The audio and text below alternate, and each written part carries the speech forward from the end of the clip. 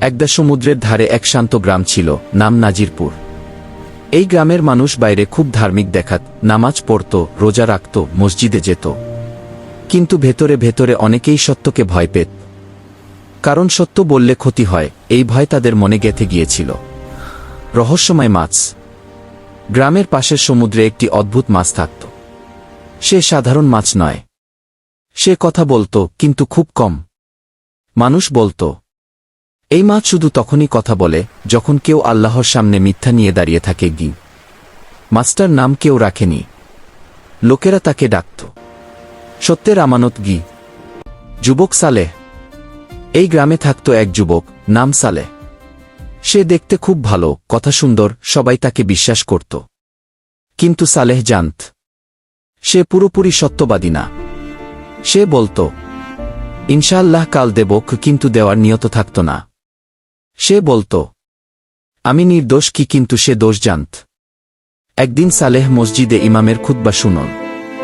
ইমাম বলছিলেন, রাসূল বলেছেন, সত্য মানুষকে জান্নাতের দিকে নিয়ে যায়, আর মিথ্যা জাহান্নামের দিকে। এই কথা সালেহের বুক কাঁপিয়ে দিল। প্রথম সাক্ষাৎ। সেদিন রাতে সালেহ সমুদ্রের ধারে গেল। হঠাৎ পানির ভেতর থেকে একটা কণ্ঠ ভেসে এল, সালেহ। সে চমকে উঠল। পানির উপর উঠে এল সেই মাছ। মাছ বলল, তুমি আজ 5টা মিথ্যা বলেছ। সালেহ কাঁপতে লাগল। আমি তো কাউকে ধোঁকা দিতে চাইনি। মাছ বলল, মিথ্যা সব সময় অন্যকে ধোঁকা দেয় না, কখনো কখনো নিজের ঈমানকেই খেয়ে ফেলে। সালেহ নীরব হয়ে গেল। মাছ বলল, আগামী 10 দিন তুমি শুধু সত্য বলবে।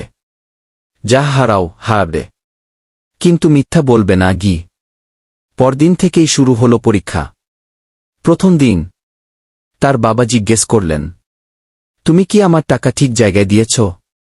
সালেহ বলল, না বাবা, আমি কিছু খরচ করেছি। বাবা রাগ করলেন। কিন্তু সালেহ প্রথমবার হালকা অনুভব করল। তৃতীয় দিন এক লোক জিজ্ঞেস করল, এই জমিটা কি পুরো তোমার? সালেহ বলল, না, কিছু অংশ অন্যের। সে বড় লাভ হারাল। ষষ্ঠ দিন এক বন্ধু জিজ্ঞেস করল, তুই কি আমার পেছনে কথা বলেছিস? সালেহ মাথা নিচু করে বলল, হ্যাঁ, করেছি। বন্ধু চলে গেল। ভাঙা হৃদয়ে জাগ্রত ওমান। সালেহ একা হয়ে গেল। কিন্তু রাতে নামাজে দাঁড়িয়ে সে কাঁদল। সে বলল, হে আল্লাহ, আমি এতদিন মিথ্যা দিয়ে জীবন বানাতে চেয়েছি। আজ বুঝছি সত্য ছাড়া কিছুই টিকে না।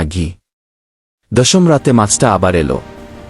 মাছ বলল, তুমি হেরেছ, কিন্তু আল্লাহর কাছে জিতেছ। সালেহ বলল, আমি সত্য বললে সব হারালাম। মাছ বলল, না, তুমি মিথ্যার বোঝা হারিয়েছ, এটাই সবচেয়ে বড় লাভ। মাছ শেষ কথা বলল, মনে রেখো, আল্লাহ সত্যবাদীদের ভালোবাসেন। এই বলে মাছটা আর কখনো দেখা গেল না। এই গল্পটা ভালো লাগলে সাবস্ক্রাইব করলে খুব খুশি হব। ধন্যবাদ পাশে থাকার জন্য।